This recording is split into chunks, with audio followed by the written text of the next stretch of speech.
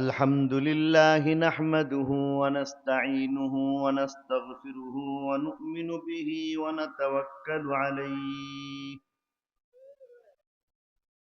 ونعوذ بالله من شرور أنفسنا ومن سيئات أعمالنا من يهده الله فلا مضل له ومن يضلله فلا هادي له ونشهد أن لا إله إلا الله وحده لا شريك له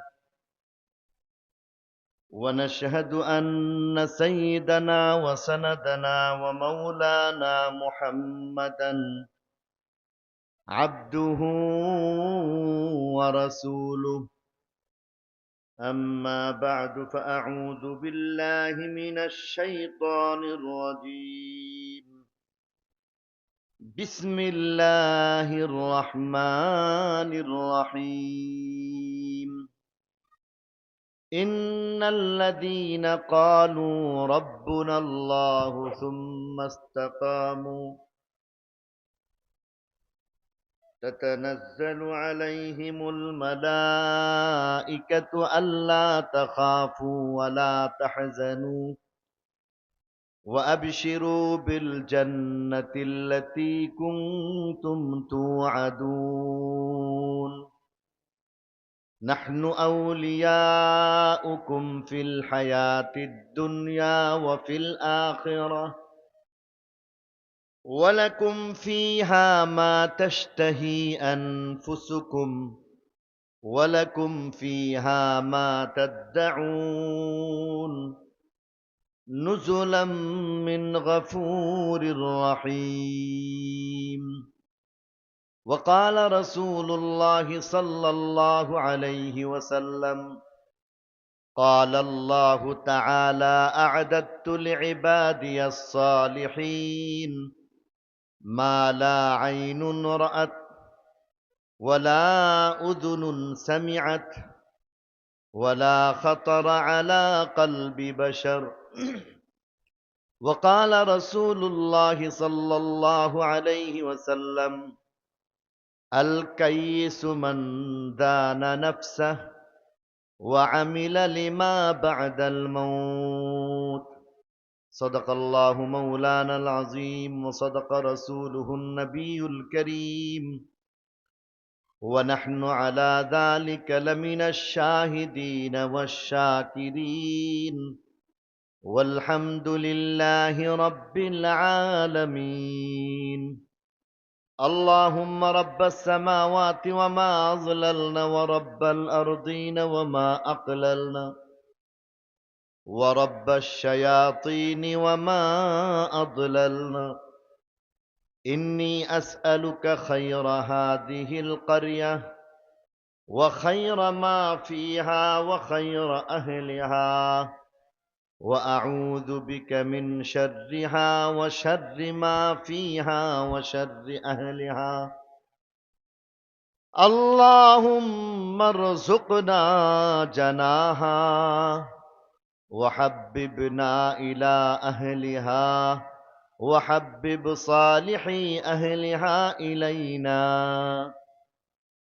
या रब दे हमें इश्क़ मोहम्मद और मोहम्मदियों में गिन हो मोहम्मद ही मोहम्मद विरद हमारा रात दिन बलगल उला बिकमालिही कशफत दुजा बिजमालिही हसनत जमीउ खिसालिही सल्लु अलैहि व आलिही ला इलाहा इल्लल्लाह ला इलाहा इल्लल्लाह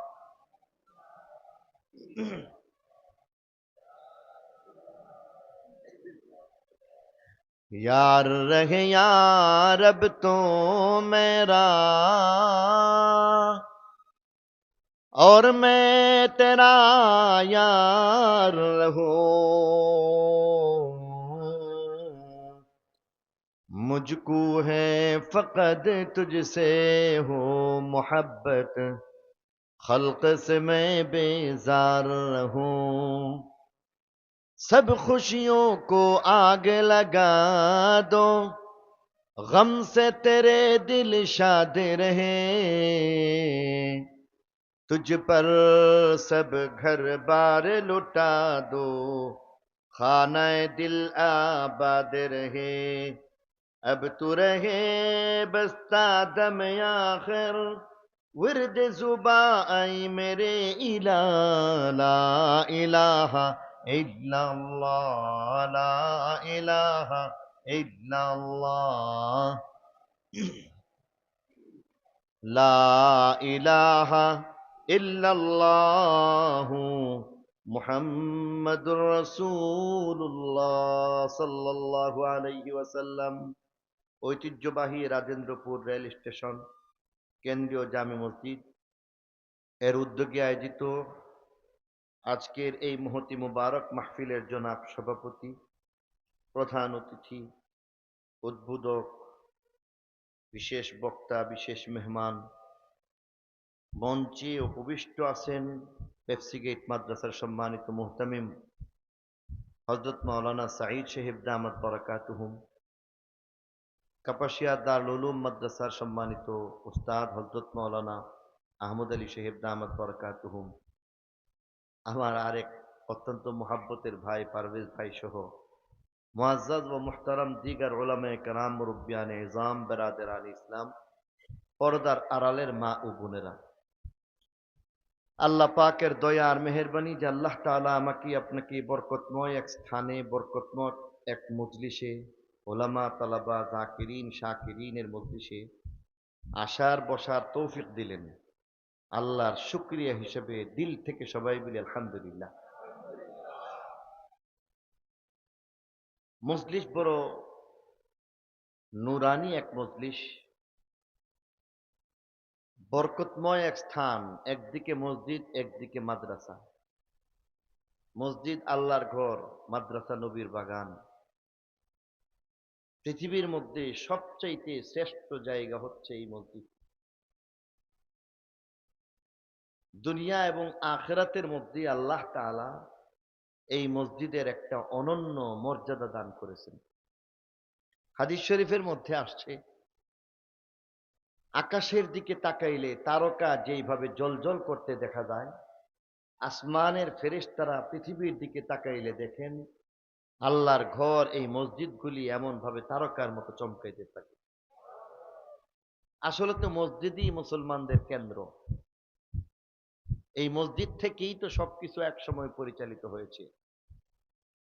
মসজিদে নববীর সেই মসজিদ থেকেই দেশ পরিচালিত হয়েছে, আদালত পরিচালিত হয়েছে। একজন মুসলমানদের কেন্দ্রবিন্দু হচ্ছে মসজিদ। মুসলমানদের বাঁচার জায়গা, আত্মরক্ষার জায়গা, ঈমান হেফাজতের জায়গা, আমল সংশোধনের জায়গা। সব দিক থেকে চিন্তা করলে মসজিদ শ্রেষ্ঠ একটা মার্কাজ। বিবাহ শাদীও এখানেই হবে। যেই বিবাহ মসজিদে হয় সেই বিবাহ বরকতের হয়ে যায়। স্বাভাবিকভাবেও বোঝা যায়, বলুন তো, যদি মসজিদকে সামনে রেখে মসজিদের মধ্যে যদি বিয়ের অনুষ্ঠানটা হয়, তাহলে বেগানা বেপরদা মহিলা মসজিদে যাবে? বরকতের হয়ে যায়। ক্ষেত্র বিশেষ মসজিদ আমার আপনার জান রক্ষা করেছে এমনও আছে। সংগ্রামের সময় অনেক হিন্দু মানুষ তারা মসজিদে গিয়ে জান বাঁচাইছে। 1971 সনে অনেক মানুষ জান বাঁচাইবার জন্য মসজিদে গেছে। হযরত ইমাম আবু ইউসুফ রাহমাতুল্লাহি আলাইহির একটা গল্প বলা যায়, বাদশাহ হারুনুর রশিদের সময়কার কথা। বাদশাহ হারুন উনি বিবিকে অনেক ভালোবাসেন। এতই ভালোবাসেন, সবচাইতে বেশি যে বিবিকে ভালোবাসেন তার সাথেই একটা বিপত্তি ঘটল। রাজা বাদশাহ যারা, তারা কখনো কখনো অল্পতে খুশি, আবার অল্পতেই নারাজ। অল্পতে নারাজ, যেমন নবাব সিরাজউদ্দৌলা, বাংলার নবাব।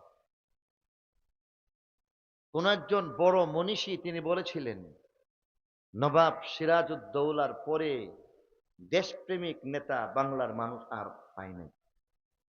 এত বড় একজন দেশপ্রেমিক ছিলেন, কিন্তু তার ক্ষেত্রেও ভুল চোখ থাকতেই পারে। আর ইতিহাস আসলে সব কথা ইতিহাসে উঠে না, এটা সম্ভব না। এমনই একটা বিষয় হচ্ছে, তার ছেলে ঘুড়ি উড়াইতেছে, আর আরেক ছেলে, সাধারণ প্রজার ছেলে, ঘুড়ি কেটে দিল। এই কারণে উনি নারাজ হয়েছেন। আর নারাজ হয়ে সেই ঘুড়ি যে উড়াইছে তাকে ডেকে এনে তার হাত কেটে দেওয়া হয়েছিল। এটাও একটা তিক্ত একটা ইতিহাস।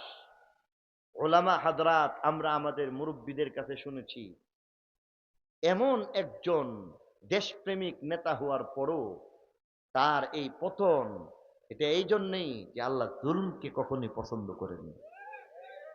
বিগত সরকারও আমরা এমনটা দেখেছি, ঠিক কিনা বলে? বলছিলাম, রাজা খুশি হইলে অল্পতেও খুশি হয়, আর নারাজ হইলে এই ধরনের হয়ে যায়। বাদশাহ হারুন মাগরিবের নামাজ পড়ে চা চক্রে বসলেন, আর বিবির কথাতে হঠাৎ একটু নারাজ হয়ে গেলেন, প্রচন্ড রেগে গেলেন। আরেক পর্যায়ে বললেন যে আমার সামনে থেকে চলে যাও।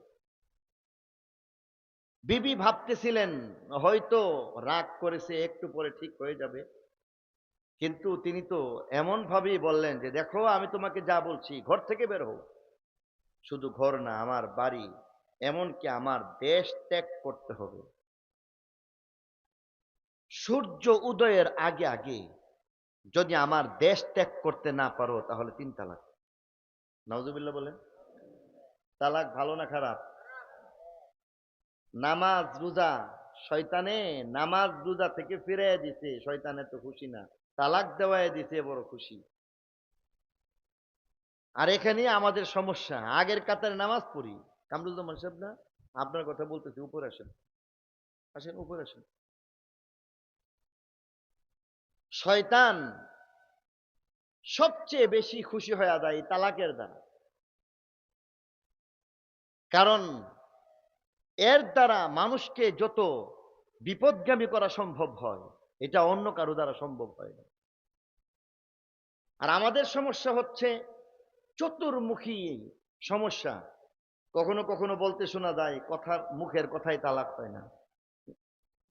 কখনো এমন কথা শোনা যায় যে রাগের মাথায় তালাক দিলে তালাক হয় না। আপনাদেরকে আমি জিজ্ঞাসা করতে চাই, ভালোবেসে কেউ কাউকে তালাক দেয়? কোনদিন শুনেছেন পবিত্র ঈদ উল ফিতরের শুভেচ্ছায় বিবিকে 3 তালাক দেওয়া হইল? কথাটাই তো একটা বোকামি। তাহলে এখানে আমাকে আপনাকে মুসলমানি তরিকায় থাকতে হলে তালাক মুখেও আনা যাবে না, বিচার আইন আদালত সালিশ কারবার সব, এমনকি ফাঁসিও হইতে পারে।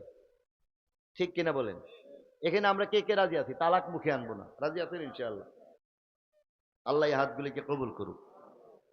শুধু তাই নয়, আমরা সবাই মানুষকে উৎসাহিত করব যে তালাক বলা যাবে না। বাদশাহ হারুন তালাক দিছে তো দিছে, আবার কয়টা? 3টা দিয়ে দিছে। সূর্য উদয়ের আগে আগে দেশ ত্যাগ করার কথা বলা হচ্ছে। আর দেশটা তো এত ছোট্ট নয়, আমাদের দেশের মতো না। বর্তমান আরব বিশ্ব যা আছে, দুবাই থেকে নিয়া বাহরাইন, কুয়েত, কাতার, সৌদি আরব, এগুলি তো আছেই। তার সাথে সাথে বর্তমান ইরাক, ইরান, আফগানিস্তান, রাশিয়ার অনেক এলাকা জুড়ে, উজবেকিস্তান, তাজিকিস্তান, কাজাখস্তান, এই সমস্ত দেশ সহ পাকিস্তানের মুলতান পর্যন্ত, পাঞ্জাব পর্যন্ত, এটা হলো একটা সীমান্ত। আর অপরদিকে মিশর, আফ্রিকার একটা এলাকা, মিশর পর্যন্ত আরেকটা সীমান্ত। বাগদাদ হচ্ছে রাজধানী। আর সেই বাগদাদ থেকে নিকটবর্তী যেই সীমান্ত, এটা কমপক্ষে মুলতান আসতে হবে, পাঞ্জাব আসতে হবে, ফাইসালাবাদ আসতে হবে। তখন তো হেলিকপ্টার আর বিমানের কোনো ব্যবস্থা ছিল না।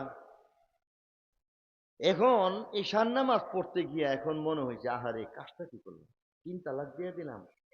আর যেই কথা বলছি বলতাম বাগদাদ ছাড়ো একটা কথা ছিল, এখন তো বলে দিছি দেশ ছাড়তে হবে। আর দেশ ছাড়তে হলে অবশ্যই কয়েক দিনের প্রয়োজন, একদিনে সম্ভব না। আর সূর্য উদয়ের আগে আগে দেশ ত্যাগ করতে না পারলে তো শেষ, কিচ্ছা খতম। সকল ওলামায়ে কেরামদেরকে ডাকলেন আর বললেন মাসালা বলেন। সবাই বলে যে মাসালা আপনার কাছে। সূর্য উদয়ের সঙ্গে সঙ্গে আপনার বিবি 3 তালাক প্রাপ্ত হইয়া আপনার জন্য চিরতরে হারাম হয়ে গেল। এবার তো মুশকিলে পড়ে গেছে, বলতেছে যে আরে এই মাসালা তো জানি, একটু ব্যতিক্রম কিছু করা যায় কিনা, বাঁচানো যায় কিনা। আমাদের মতো এই সমাজটা ওই সমাজটা মূর্খ ছিল না, যেখানে রাজা বাদশারা একজন আলেম ছিলেন, তাহাজ্জুদ গুজার আল্লাহওয়ালা ছিলেন। বাদশাহ হারুন ঈদের নামাজের ইমামতি করাইতেন, নামাজ পড়াইতে পারতেন, কোরআন তেলাওয়াত করতেন, তাহাজ্জুদ পড়তেন। সবাই বললেন আমাদের কাছে কোনো সমাধান নাই, তবে একটা চেষ্টা করা যাইতে পারে, আর সেটা হলো আপনি ইমাম আবু ইউসুফ রহমতুল্লাহি আলাইহি, ওনার কথা বললেন যে তার শরণাপন্ন হতে পারেন। উনি একজন মুজতাহিদ ইমাম, ইমাম আবু হানিফা রহমতুল্লাহি আলাইহি উনার প্রধান শিষ্য, শাগরেদের রশিদ। উনি কোনো সাধারণ মানুষ ছিলেন না। আজকে অনেককে বলতে শোনা যায়, হানাফি মাযহাব নিয়ে অনেকে কথা বলে যে হানাফি মাযহাবের এরা তো হাদিস সম্পর্কে এত বেশি জ্ঞাত না। ইমামে আজম আবু হানিফা রহমতুল্লাহি আলাইহি সনদান মতনান 10 লক্ষ হাদিসের হাফেজ ছিলেন। ইমাম আবু ইউসুফ রহমতুল্লাহি আলাইহি উনি কতগুলি হাদিস জানতেন জানেন? একটু আন্দাজ করেন। নুরুল আনোয়ার কিতাব রয়েছে, নুরুল আনোয়ার কিতাবের মধ্যে পরিষ্কার লেখা আছে ইমাম আবু ইউসুফ রহমতুল্লাহি আলাইহি শুধু জাল হাদিস জানতেন 20,000 সনদান মতনান। 20,000 জাল হাদিস যদি তার মুখস্থ থাকে, সহিহ হাদিস কি পরিমাণ মুখস্থ ছিল? আরো জোরে বলেন। ইমাম আবু ইউসুফ রহমতুল্লাহি আলাইহি ডাক পড়লো আর বলতেছেন যে মাসালা বলেন। তিনিও সেই একই মাসালা বললেন। বাদশাহ এবার বলতেছেন আমি জানতে চাচ্ছি কোনোভাবে বিবিকে তালাকের হাত থেকে বাঁচানো যায় কিনা। টাকার বিনিময়ে না, কুরআন হাদিসের দৃষ্টিকোণ থেকে সহি নেহেজে সহি তরিকায়। আর এখন তো আছে তালাক দেওয়ার পরে কিছু কিছু গন্ড মূর্খ এমন আছে, হারামখোর, যাদের কাছে টাকা দিলে এরা হালালকে হারাম বানায় দেয়, হারামকে হালাল বানায় দেয়। আছে না? নাই? আপনাদের কাছে বিনয়ের সাথে বলবো, কেবলমাত্র লিখে দেওয়ার কারণে, শুধুমাত্র ফতুয়া লিখে দেওয়ার কারণে আর সিল চাপ্পর দেওয়ার কারণে মিথ্যা কোনোদিন সত্য হয় না, সত্য কোনোদিন মিথ্যা হয় না। ঠিক কিনা বলে? আপনি 3 তালাক দেওয়ার পরে এরপরে কোন আকলে আবার গেলেন যে হুজুর 5,000 টাকা দিলাম, এটাকে একটা ব্যবস্থা করে দেন? বিবেক খাটান।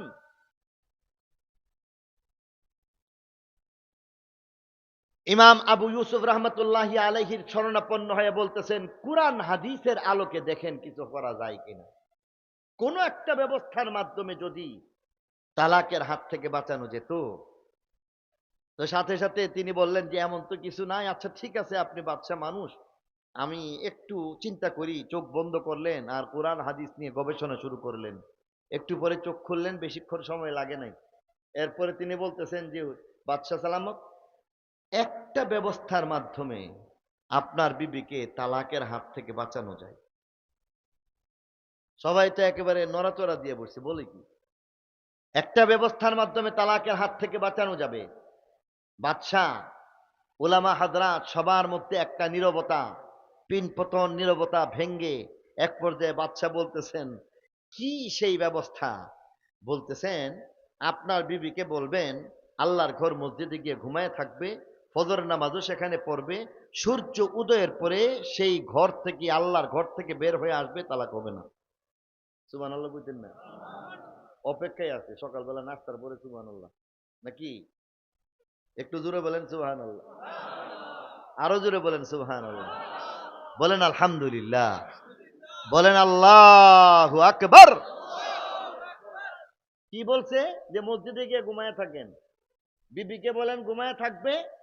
মসজিদে গিয়া ঘুমায় থাকলে সূর্য উদয়ের পরে বের হয়ে আসবে, তালাক হবে না। এটা কিন্তু উনার মাসালা, সব জায়গায় আবার লাগাই দিয়েন না। এবার বলতেছে ওলামা হাজরাত সবাই তো একেবারে পেরেশান, বলে যে কি ব্যাপার, আপনি কি মনে আছে শর্ত কি দেওয়া হয়েছে? শর্ত দেওয়া হয়েছে দেশ ছাড়তে হবে। মনে করেন শর্ত দেওয়া হয়েছে রাজেন্দ্রপুর বাজার ছাড়তে হবে, পেপসি গেট এলাকা ছাড়তে হবে। পেপসি গেট মসজিদের মধ্যে, রাজেন্দ্রপুর রেল স্টেশন মসজিদের মধ্যে ঘুমায় থাকলে এই রাজেন্দ্রপুরে ঘুমাইলো না, এটা ঢাকা গেছে গা, রাজেন্দ্রপুরে না। এখন বলতেছে আল্লাহর ঘর মসজিদ, এটা তো আপনার রাজ্যের মধ্যেই, তারপরেও কি তালাক হবে না? হ্যাঁ হ্যাঁ হবে না।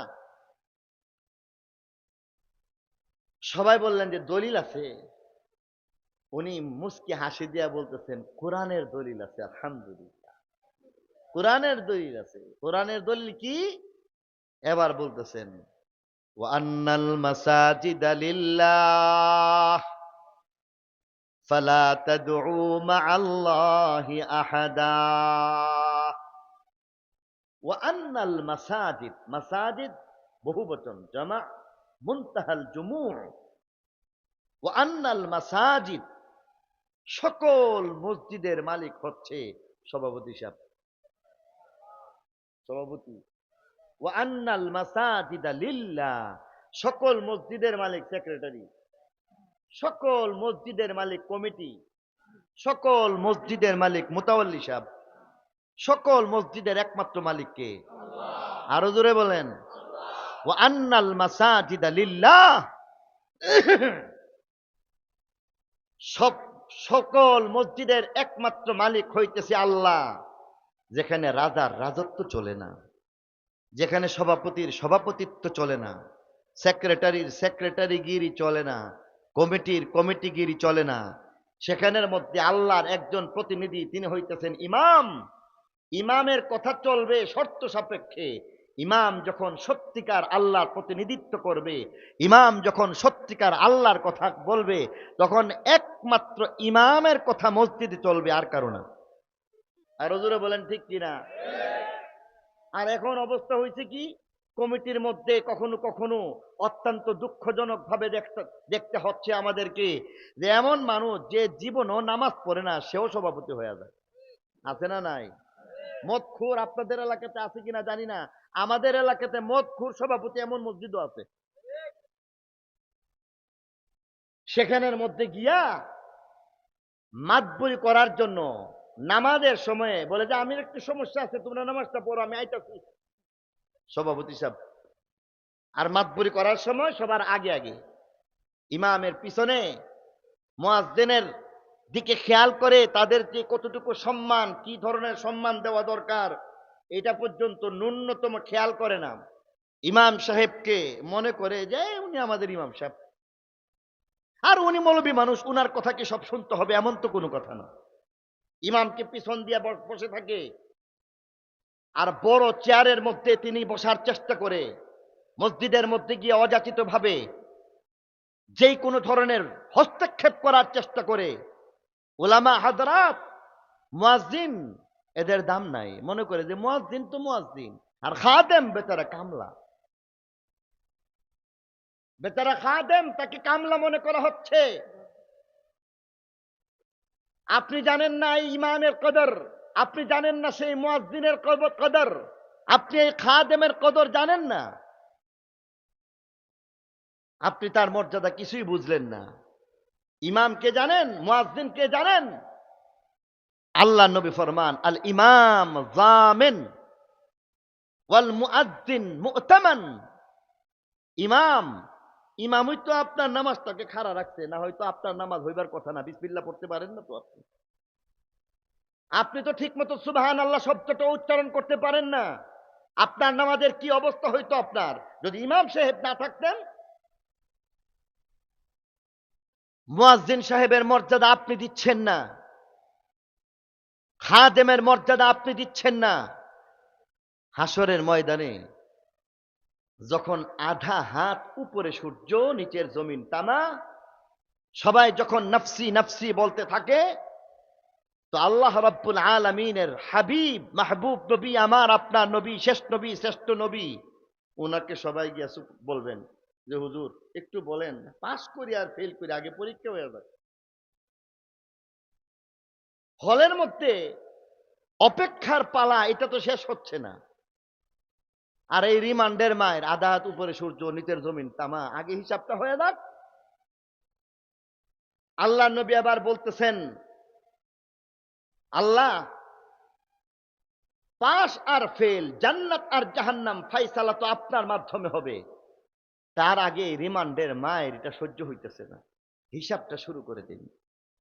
মহান আল্লাহ বলতেছেন যে নবী, আপনি সুপারিশ করেছেন, আপনার সুপারিশকে ফেরত দেওয়া যায় না, কবুল। তবে আমি আপনার কাছ থেকে চাইয়া একটু সময় নিলাম। সুবহানাল্লাহ বলি।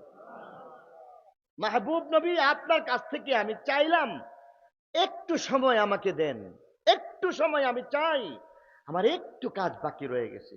মহান আল্লাহ তখন আরশে আজিম থেকে গুরু গম্ভীর এক নির্ঘোষ দিয়া ডাকবেন, আইনাল মুআজ্জিনুন। প্রথম ডাকবেন, আইনাল মুআজ্জিনুন, এই মুয়াজ্জিনের দল, তোমরা আগে আসো। ইয়া মা'শারাল উলামা, ইবনে আব্বাস রাদিয়াল্লাহু তাআলা আনহু থেকে রওয়ায়াত, উলামায়ে কেরামদেরকে ডাক দেবেন, ইয়া মা'শারাল উলামা, এই উলামা সমাজ, আইনাল মুআজ্জিনুন, মুয়াজ্জিন কারা, কোথায়, এদেরকে ডাকো। আল মুআজ্জিনুন আতওয়ালুহুম উনুকা, তাদের গর্দানগুলি উঁচু উঁচু থাকবে। লোকেরা দেখায় দিবে, এই যে দেখেন, এই যে আলেম উলামা, এই যে দেখো মুয়াজ্জিন, ইমাম। আল্লাহ ওনাদের সকলকে ডাকবেন, আর ডাকার এক পর্যায়ে বলবেন, এক কাজ করো, আমার নবী মাহবুব নবী বলেছেন হিসাব শুরু করতে, হিসাবটা শুরু করব। তবে হিসাবটা শুরু করার আগে তোমাদেরকে একটা গ্রিন চ্যানেল দিয়ে দিলাম, তোমরা আগে জান্নাতে চলে যাও, আগে তোমরা জান্নাতে চলে যাও। এবার ইমাম জান্নাতে যায়, খতিব জান্নাতে যায়, মুয়াজ্জিন জান্নাতে যায়, খাদেম জান্নাতে যায়। লোকেরা তাদের রাস্তা রোধ করে দাঁড়িয়ে গেল।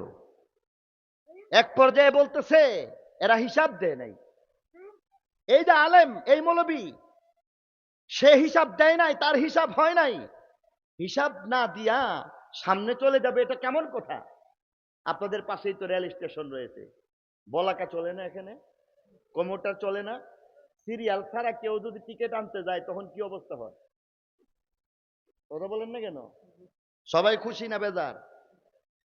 এবার বলতেছে, এরা তো হিসাব দেয় না, এরা জান্নাতে যাবে কেমন করে? ফেরেশতা ডাক দিয়া বলে, ইখসা আন্না, ইখসা আন্না, রাস্তা ছাড় বেটা।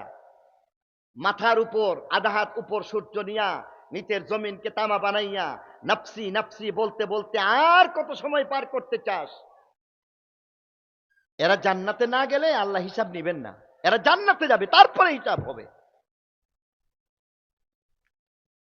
আজকে ইমামের মর্যাদা নাই। আমি দেখেছি এক জায়গায়, আমার সামনে দেখেছি, রিক্সাওয়ালা মুয়াজ্জিন সাহেব ইমাম সাহেবকে ধমকিয়ে ধমকিয়ে কথা বলছে। এই সমাজের মধ্যে যদি চিন্তা করা হয়, সবচেয়ে নিরীহ ইমাম মুয়াজ্জিন সম্প্রদায়, আমার মনে হয় ভুল হবে না, সবচাইতে নিরীহ। তাদের প্রতি অবিচার করা হচ্ছে। সাপ্তাহিক ছুটি গার্মেন্টসের মধ্যে 2 দিন 1 দিন কমপক্ষে আছে, ইমামের ছুটি কোথায়? মুয়াজ্জিনের ছুটি কোথায়? যে ইমাম আর মুয়াজ্জিন, এরা আপনি আমি যখন ঘুমায় থাকি তখন আযান দেয়, ইফতারের সময় তিনি আযান দেয়, তার আযান শুনে আমরা ইফতার করছি, তার ইফতারের ব্যবস্থাটা কোথায় হইল? কোনোদিন খবর নিছি?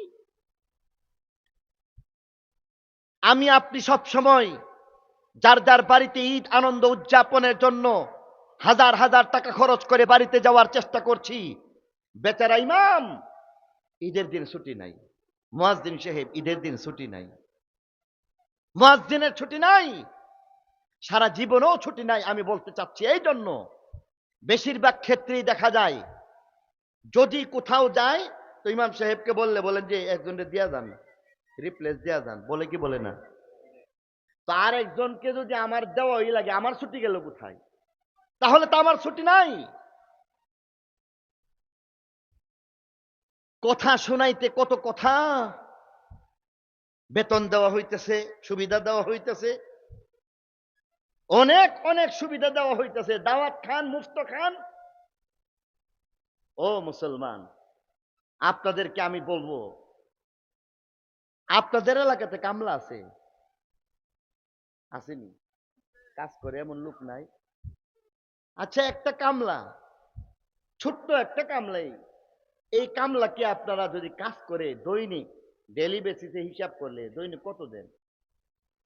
হ্যাঁ, কোন কোন দূরে কোন? 600। 600 টাকা দিচ্ছেন, আর কমায় দিলে 500।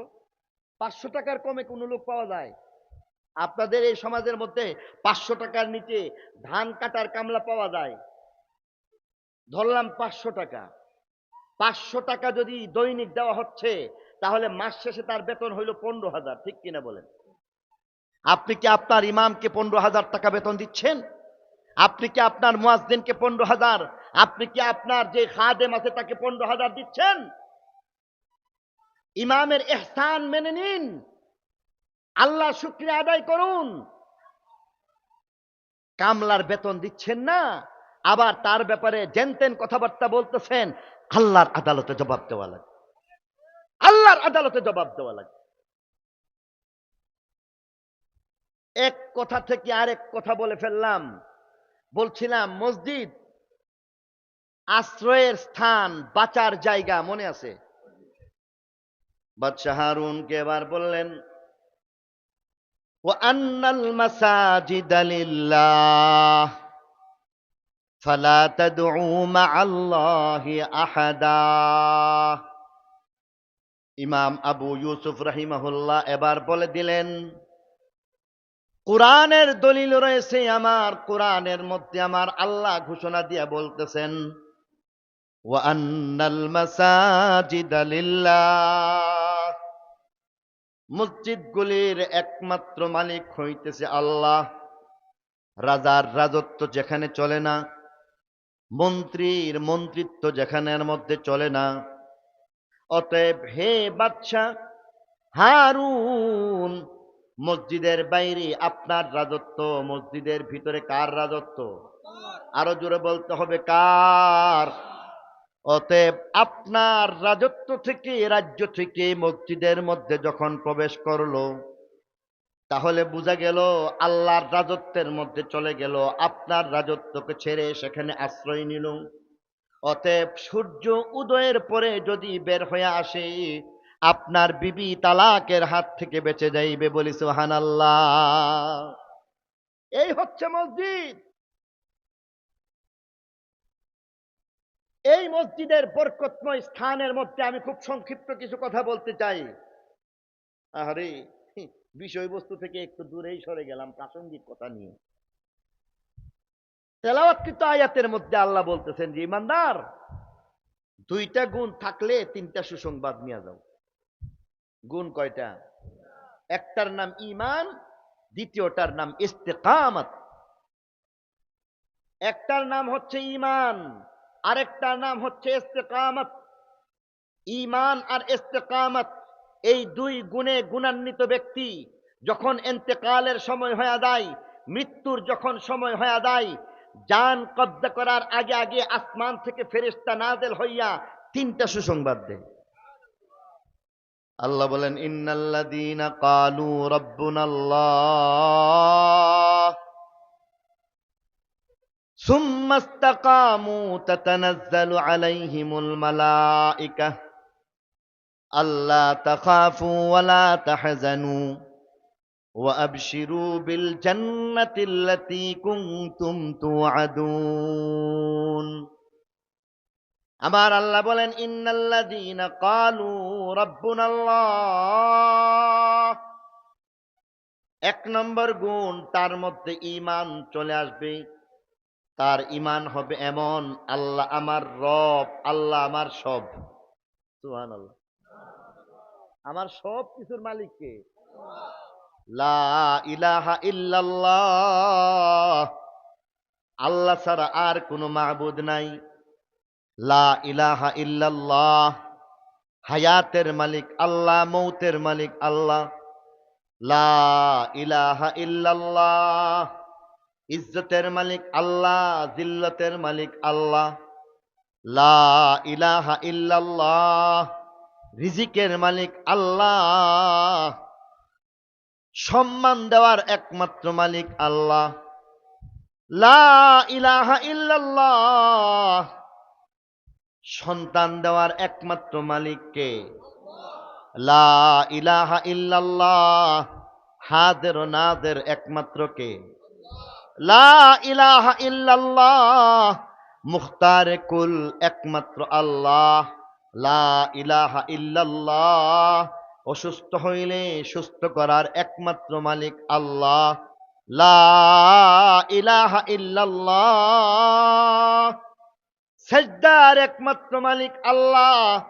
লা ইলাহা ইল্লাল্লাহ, ইবাদতের একমাত্র মালিক আল্লাহ। লা ইলাহা ইল্লাল্লাহ, সব জায়গায় বিরাজমান একমাত্র আল্লাহ। লা ইলাহা ইল্লাল্লাহ, সন্তান একমাত্র দিতে পারেন আমার আল্লাহ। অতএব এই ইমানের মধ্যে অটল থাকো, তার মধ্যে ইস্তেকামত থাকো, সঠিকভাবে থাকো, দৃঢ় থাকো। কখনো বড় বড় গম্বুজ দেখলা আর সেখানের মধ্যে গিয়া মাথা ঝুঁকায় দিলা, এমনটা হইলে ইমানের ইস্তেকামত নষ্ট হয়ে যায়, ঠিক কিনা? লাল পতাকা দেখছো আর বড় বড় ডেকচি দেখে সেখানে মাথা ঝুঁকাইতে যাইবে না। ইমানের মধ্যে ইস্তেকামত নষ্ট হয়ে যায়। পাঁচ বেলা আমার আল্লাহ তোমাকে ডাকছে, আমাকে ডাকছে, আল্লাহর ডাকে সাড়া না দিয়া তখনও তুমি দোকানদারিতে লিপ্ত, ইস্তেকামত নষ্ট হয়ে যায়। সব সময় একমাত্র আল্লাহর প্রতি যারা ঈমান আর বিশ্বাস রাখে, পাঁচ বেলা আল্লাহর ডাকে সাড়া দেয়া দেয়, কোন দরবারে যাওয়ার প্রয়োজন মনে করে না, বরং দরবারের মালিকের দরবারে সবচাইতে আগে আগে পৌঁছে যায়, ঠিক কিনা? আরে বড় বড় নিশানা।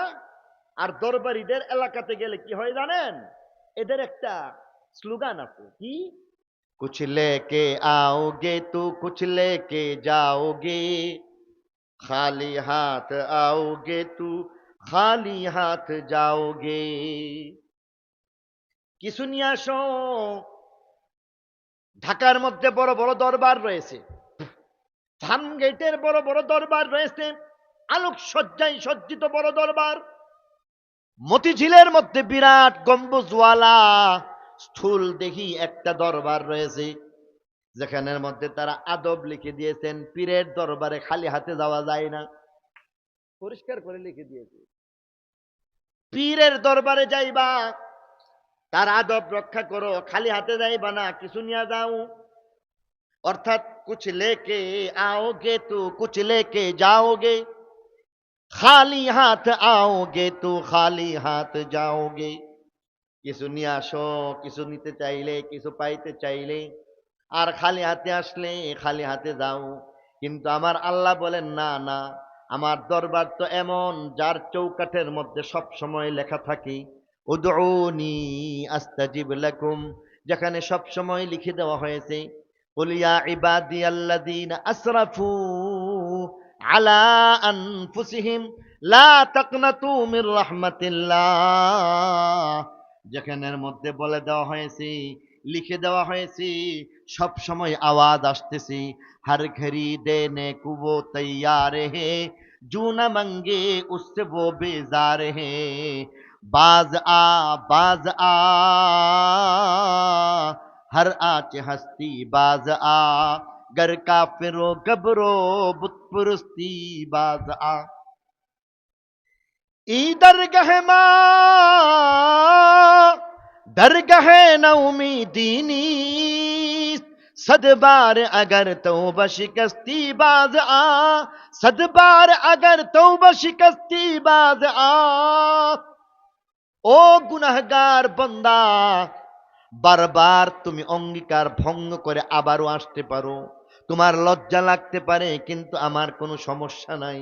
তুমি একবারের জায়গায় হাজারবার তওবা ভঙ্গ করে আমার দরবারে এসে দেখো, তুমি আসতে দেরি, আমি আল্লাহ তোমার তওবাকে কবুল করতে দেরি করি না। হাদিস শরীফের মধ্যে আল্লাহ নবী পরিষ্কার ঘোষণা দিয়া বলতেছেন, আমার আল্লাহর অবস্থা দেখো, ইন্নাল্লাহা ইয়াবসুতু ইয়াদাহু বিল্লাইল লিয়াতিবা মুসিউন নাহার ওয়া ইয়াবসুতু ইয়াদাহু বিন্নার লিয়াতুবা মুসিউল লাইল। বলেন যে দিনের বেলা দুইটা হাত ছড়ায় রাখেন রাতের বেলার গুনাহগুলিকে মাফ করে দেওয়ার জন্য। রাতের বেলা দুইটা হাত ছড়ায় রাখেন দিনের বেলার গুনাহগুলিকে মাফ করে দেওয়ার জন্য। এই কারণে আমার আল্লাহ বলেন, আমার আল্লাহর আদালতের ব্যাপারে আমার আরব্য উর্দু এক কবি বলেন, এই দরবার তো এমন যেখানে কিছুই নেওয়া লাগে না, খালি হাতে গেল সব নেওয়া সম্ভব। ঠিক কিনা বলেন? कुछ न लेके आओ सब कुछ लेके जाओ, खाली हाथ आओ दामन भर के जाओ। কিছু আনতে হইবে না, খালি তুমি তোমার মতো করে যাও, আর খালি দুইটা হাত উপরে উঠাও, দুইটা চোখের পানি যদি ফেলে দিতে পারো, এর পাওয়ার তুমি জানো না কত বড়। এর পাওয়ার কত জানো? জাহান্নাম 7 আসমান 7 জমিন, গ্রহ তারা নক্ষত্র গ্যালাক্সি গ্যালাক্সি গুচ্ছ 18,000 প্রকারের সকল মখলুক সবকিছুকে ফেলে দেওয়ার পরে পাথর দিয়ে পেট ভরার চেষ্টা করলেও জাহান্নামের আগুন এতটাই গর্জে উঠতেছে, তারপরেও তার হচ্ছে না। তো আল্লাহ বলতেছে যে তোর আর কি লাগবে, এরপরও তোর পেট ভরে না? জাহান্নাম তখনও বলে আরো চাই আরো চাই আরো চাই, হাল মিন মাজিদ হাল মিন মাজিদ হাল মিন মাজিদ। আস্ত দুনিয়াকে ধ্বংস করে দিতে পারে 2 ফোঁটা চোখের পানি যার আছে, জাহান্নাম তাকে দেখলে ভয়ে পালিয়ে যায়, চিৎকার শুরু করে দেয়, এই এই করছো কি করছো কি, তোমার চোখের পানিতে আমি নিভে যাচ্ছি।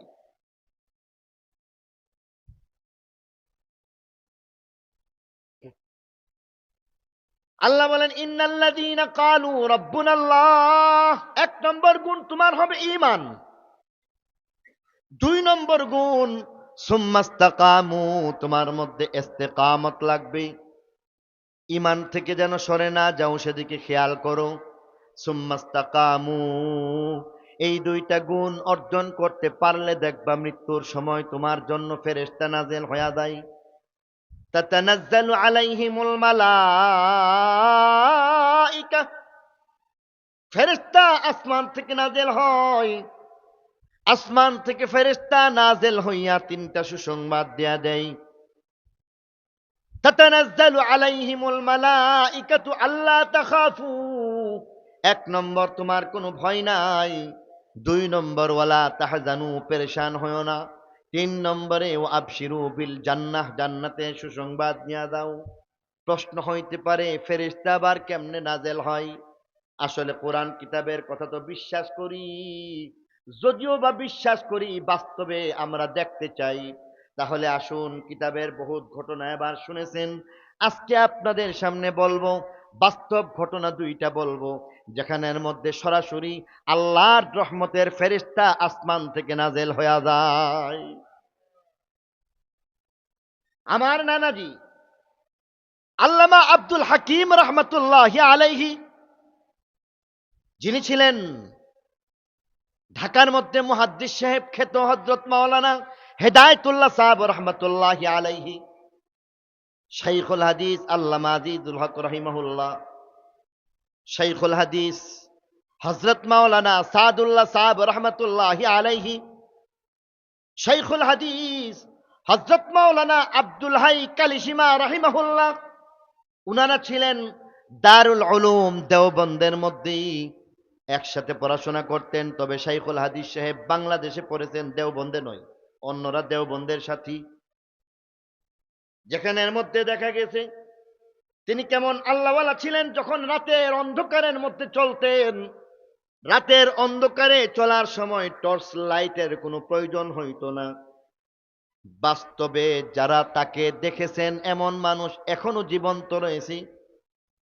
তিনি যখন অন্ধকারের মধ্যে চলতেন, আসমান থেকে সবুজ রঙের কেন্দিল আর আলো তার সামনে এমন ভাবে টর্চ লাইটের মধ্যে আলো দিয়া দিয়া চলতো, তিনি সামনে চলতেন।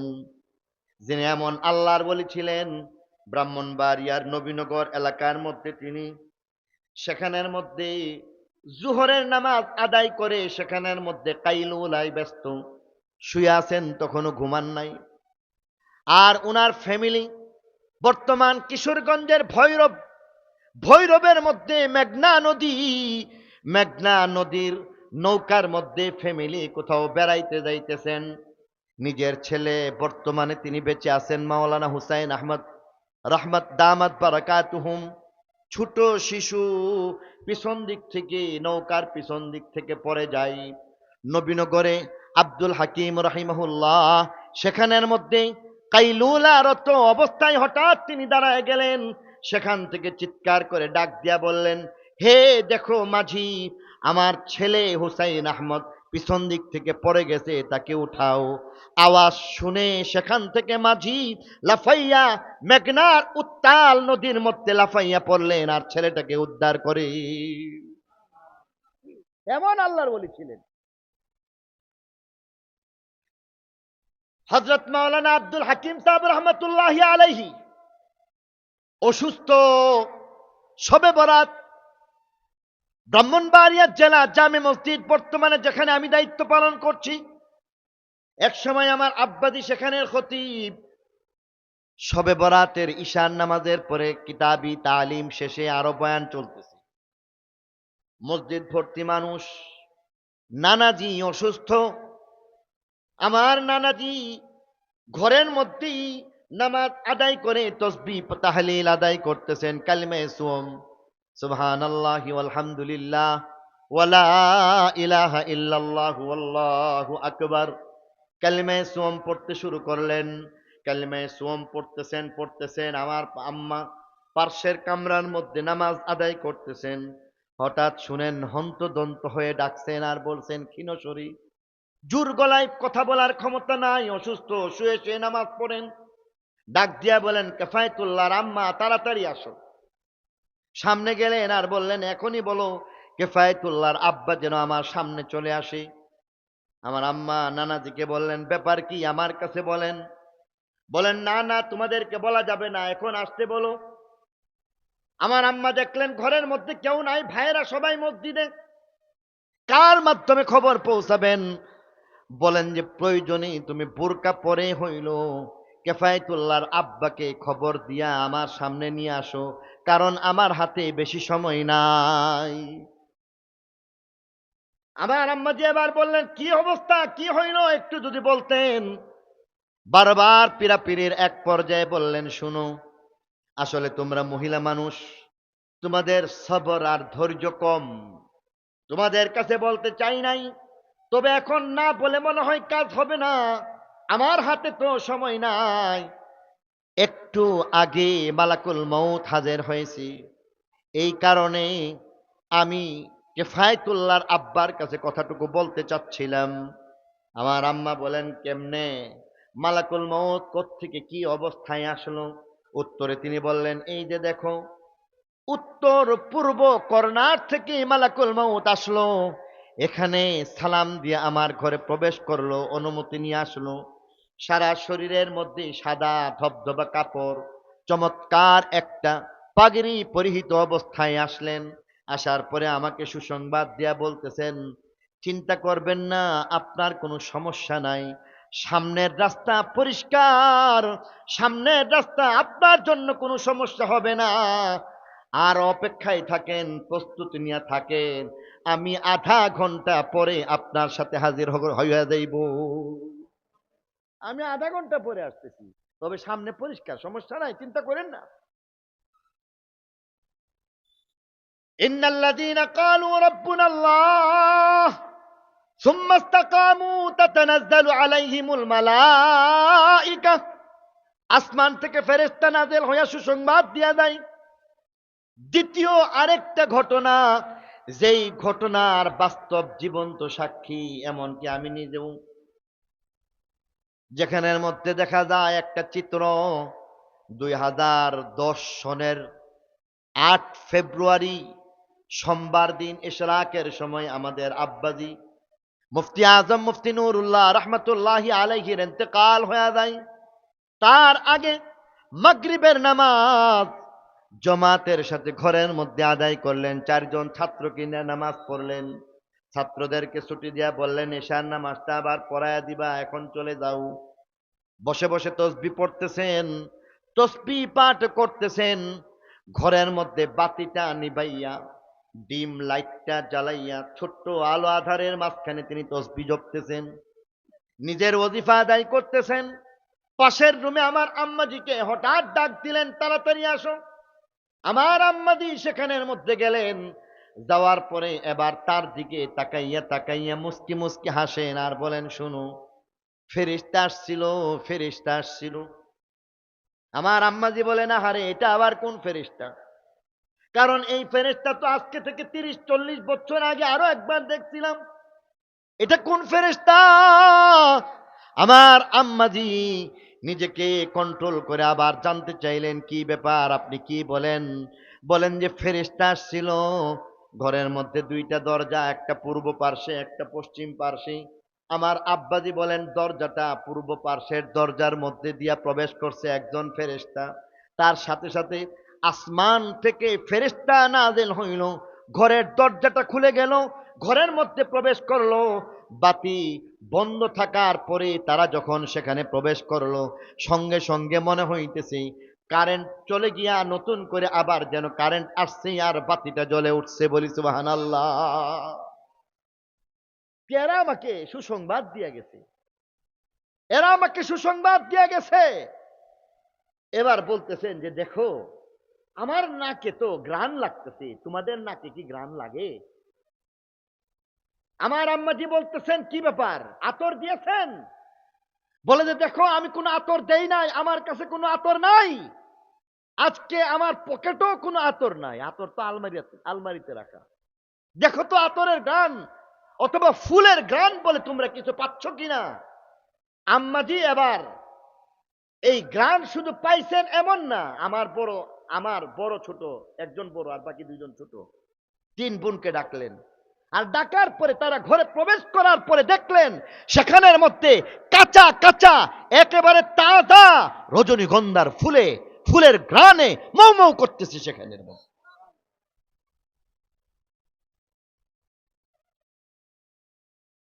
আব্বাজি এবার বললেন, ফেরেশতা সুসংবাদ দিয়া গেছে। আহারে, আমার তো শরীরে শক্তি কুলাই না, আমি যদি পারতাম জামিয়া ইউনুসিয়ার দফতরের মধ্যে বসতাম, সকল আসাতেজায়ে কেরামদেরকে বসাইতাম, ছাত্রদেরকে এবার বসাইয়া মিষ্টি খাওয়াইয়া বলতাম, আসমান থেকে ফেরেশতা নাযিল হইয়া আমার জন্য সুসংবাদ দিয়া যায়। ইন্নাল্লাযীনা ক্বালু রাব্বুনাল্লাহ, যার 1 নম্বর গুণ হইবে ঈমান, সুম্মাস্তাকামু, 2 নম্বর গুণ হয়ে যাইবে ইস্তিকামত। ঈমানের দাবির ব্যাপারে এতটাই অটল, কোনদিন ঈমানের দাবি পূরণে কোনদিন কম্প্রোমাইজ করে নাই। 2টা গুণ যার থাকবে, আল্লাহ বলেন তাতানাজ্জালু আলাইহিমুল মালাইকা, ফেরেশতা নাযিল হইয়া সুসংবাদ দেয় আর ডাক দিয়া বলে, আল্লাহ তাখাফু, ও হে আল্লাহর বন্ধু, ভয় নাই, ভয় পাইবা না, ভয়ের কোনো কারণ নাই। ইমানদার তখন জিজ্ঞাসা করে, ভয় পাবো না কেন? কবরের শাস্তির কথা আমি জানি, জান কবজা করার কষ্টের কথা আমি শুনেছি। বলে যে না না, আল্লাহ তাখাফু, তোমার কোনো সমস্যা নাই, কারণ তোমার জান এত আরামসে এমন ভাবে জান কবজা করা হইবে তুমি বুঝতেও পারবা না। ইবনে মাজার রিওয়ায়াতের মধ্যে বলা হয়েছে, যখন নেককার মানুষের জান কবজা করার সময় হয়ে যায়, 4 জন ফেরেশতা মালাকুল মউতের সঙ্গে হাজির হইয়া বলতে থাকি, আইয়াতুহান নাফসুত তাইয়্যিবা কানাত ফিল জাসাদিত তাইয়্যিব, হে একটা এমন অন্তর, প্রশান্ত অন্তর, যা কিনা একটা পবিত্র দেহের মধ্যে ছিল, উখরুজি ইলা রব্বিন করিম, রব্বে করিম দয়াময় আল্লাহর দিকে বের হয়ে আসো। এমন ভাবে বলার সঙ্গে সঙ্গে আরাম আরামসে এত শান্তিপূর্ণ ভাবে জান বের হয়ে আসে, সেই মানুষটার কোনোদিন মৃত্যুর যন্ত্রণা হয় না। বলি সুবহানাল্লাহ। লোকটা এবার বলে হইতে পারে আমার জানের কবজা করার কষ্ট আমি পাইলাম না, মৃত্যুর যন্ত্রণা বুঝলাম না, কিন্তু কবর তো কারো জন্য জান্নাত, কবর তো কারো জন্য জাহান্নাম হয়ে যাইতে পারে। ফেরেশতা এবারও যেন বলে দিচ্ছে, আল্লাহ তাখাফু, কবরের চিন্তা করবা না, কবরের মধ্যে তোমার সওয়াল জবাব পর্যন্ত হবে না। সাধারণ মাসআলা একজন সাধারণ মানুষের জন্য, ভিআইপি যারা রয়েছে তাদের কথা ভিন্ন, তুমি আল্লাহর আদালতে একজন ভিআইপি, অতএব তোমার কোনো ধরনের প্রশ্ন উত্তর হবে না। যেমন ভাবে প্রশ্ন উত্তর হয় নাই হযরত রাবিয়া বসরি। হযরত রাবিয়া বসরি বান্দিকে ওসিয়ত করলেন আর ডাক দিয়া বললেন, আমার আশা রাতের বেলা আমার ইন্তেকাল হবে, মৃত্যু হবে। আমি ওসিয়ত করলাম যদি রাতের বেলা আমার মৃত্যু হয়ে যায়, বাড়ি ঘর থেকে 2-4 জনকে ডাক দিবা, সবাইকে বলবা না। 2-4 জন মানুষকে ডেকে যারা কেবল আমার গোসল কাফনের কাজ করবি তাদেরকে ডাকবা। গোসল কাফন আর জানাজা শেষে রাতের বেলা দাফন করে দিবা। কাফনের মধ্যে আলাদা কোনো কাপড়ের প্রয়োজন নাই, যেই কাপড় দিয়ে তাহাজ্জুদের নামাজ পড়ি সেই কাপড়টা দিয়েই আমাকে কাফন দিয়া দিবা। রাবিয়া বসরির বান্দি তার ওসিয়ত পুরা করলো। রাবিয়া বসরির বান্দি এবার পরের রাত্রিতে স্বপ্ন দেখেন, হযরতে তাপসী রাবিয়া বসরি তিনি এবার সিংহাসনের মধ্যে বসা, আর গায়ের মধ্যে এত সুন্দর পোশাক জীবনেও কোনোদিন দেখেন নাই। রাবিয়া বসরিকে ডাক দিয়া বলেন, ব্যাপার কি, এত সুন্দর লেবাস কোত্থেকে পাইলেন?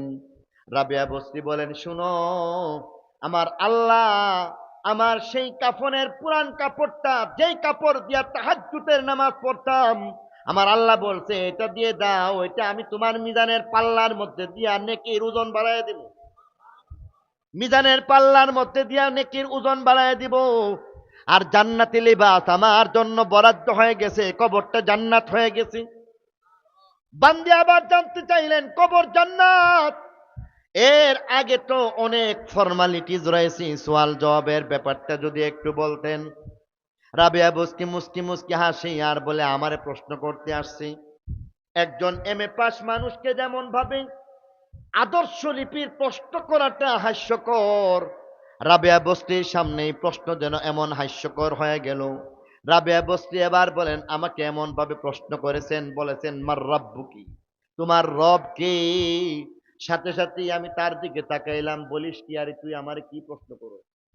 আমারে কোস রব কে? আমারে বলিস রব কে? 40টা বছর রব রব করলাম, আর রবকে পাওয়ার জন্য দুনিয়ার স্বাদ বিষাদে পরিণত করলাম, যে রবের জন্য নিজের জীবন উৎসর্গ করে দিলাম, 4 হাত মাটির নিচে গিয়া সেই রবকে বললে নামু? আরে তুই ভাবলি কেমনে? 4 হাত মাটির নিচে গিয়া রবকে ভুলতে পারে না রাবিয়া। এবার বলতেছে, ফেরেশতা আমারে বলে যায় সর্বনাশ, কই কোন জায়গায় কি প্রশ্ন করলাম? তার আর প্রশ্ন আর উত্তর কি, সঙ্গে সঙ্গে বলে দিতেছে, নাম কানাউমিল আরুস, এই দুলহানের মতো ঘুমাও, বাসর রাতের মতো ঘুমাইতে থাকো, সেই হচ্ছে রাবিয়া বসরি। প্রশ্ন উত্তর কি সবার? আচ্ছা, ডক্টর ইউনুস চাইলেই কয়েক মিনিটের মধ্যে এখানে আসতে পারবেন না? এটা কি আমি আর আপনি পারবো? তাহলে বোঝা গেল যারা আল্লাহওয়ালা তাদের জন্য ভিভিআইপি ব্যবস্থা আছে নাকি নাই?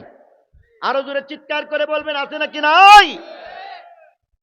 ইন্দাল্লাযীনা ক্বালু রাব্বুনাল্লাহ, যার মধ্যে 1 নম্বর গুণ ঈমান থাকবে, 2 নম্বর গুণ ইস্তেকামত থাকবে। ফেরেশতা নাযিল হয়ে যায়, 3টা সুসংবাদ দিয়া দেই। 1 নম্বর, আল্লাহ তাখাফু, কবরের চিন্তা কইরো না, মৃত্যুর যন্ত্রণা নাই।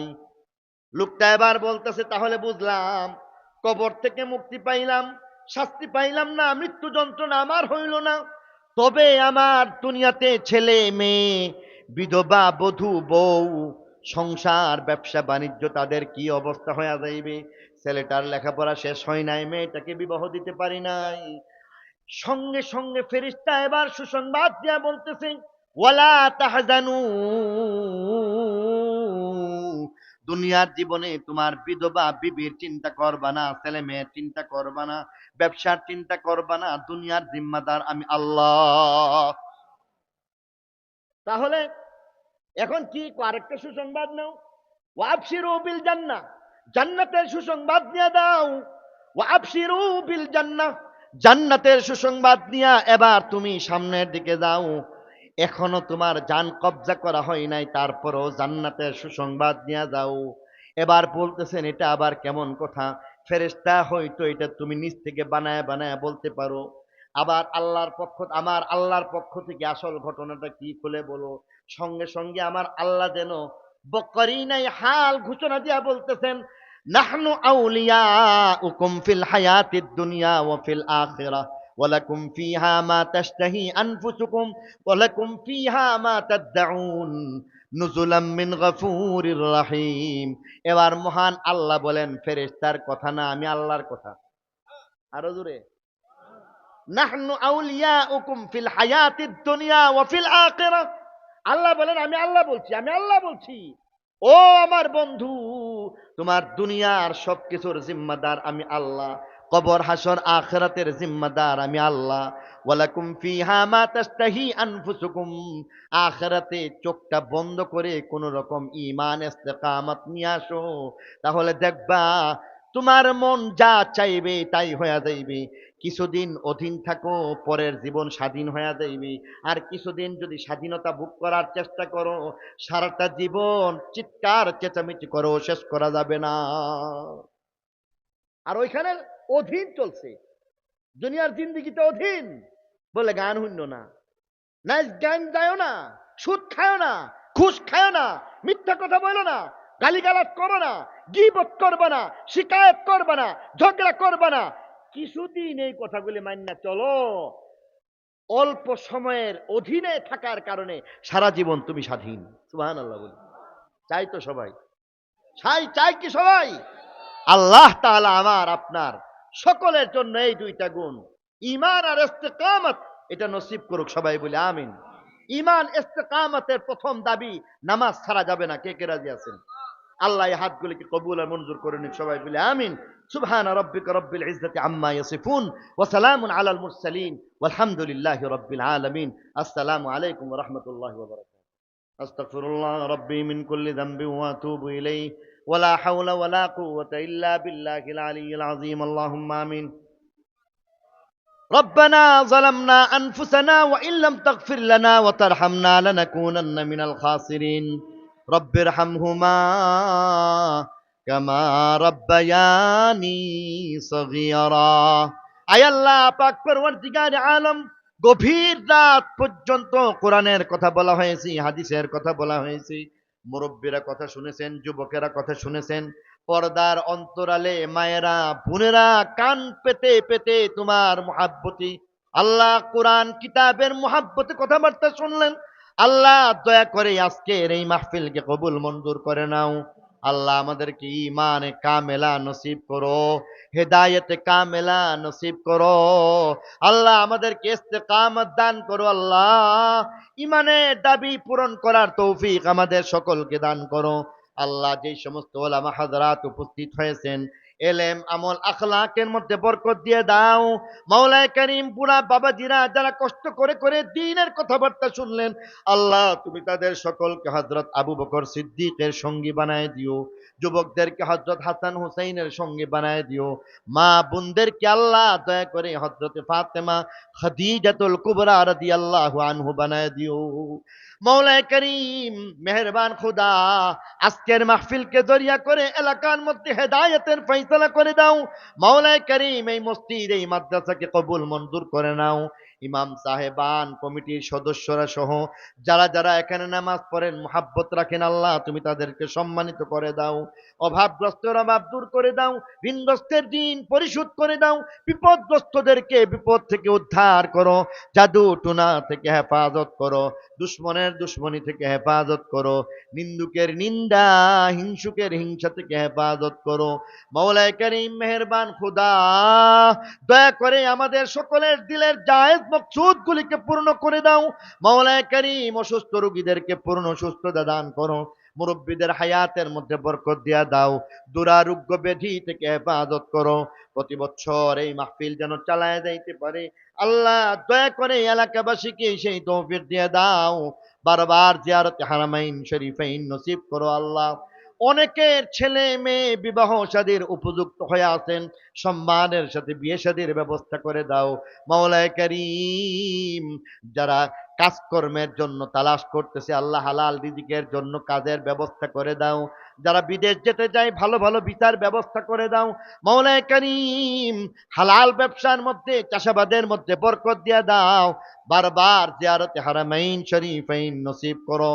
এই মজলিসের পক্ষ থেকে অসংখ্য অগণিত দরুদ এবং সালামের হাদিয়া নবীদের পাক রওজার মধ্যে পৌঁছায়া দাও। রব্বি শরহ লি সাদরি ওয়া ইয়াসসির লি আমরি ওয়াহলুল উকদাতাম মিন লিসানি ইয়াফকাহু কওলি রব্বিরহামহুমা কামা রাব্বায়ানি সগীরা سبحان ربك رب العزة عما يصفون وسلام على المرسلين والحمد لله رب العالمين آمين بحق لا إله إلا الله محمد رسول الله. السلام عليكم.